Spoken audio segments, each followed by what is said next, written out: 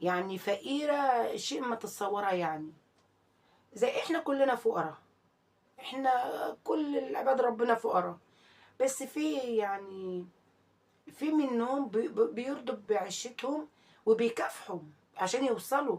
بس في يعني ايه انواع، في بيكافحوا بشرف، بيكافحوا بحلال زي ما تيجي. اهم حاجه ما اعملش حاجه تغضب ربنا. انا بكافح على قد ما بقدر بس بحلال. مش ما اقدرش ان انا اقل من نفسي او انقص من نفسي عشان الفلوس، او استنزل من كرامتي وشخصيتي مبادئي عشان المال. ما بيدومش. مهما عملت ثروة معلش، ثروة، يعني مش عاوزة اقول لك ملايين، بس مش بالحلال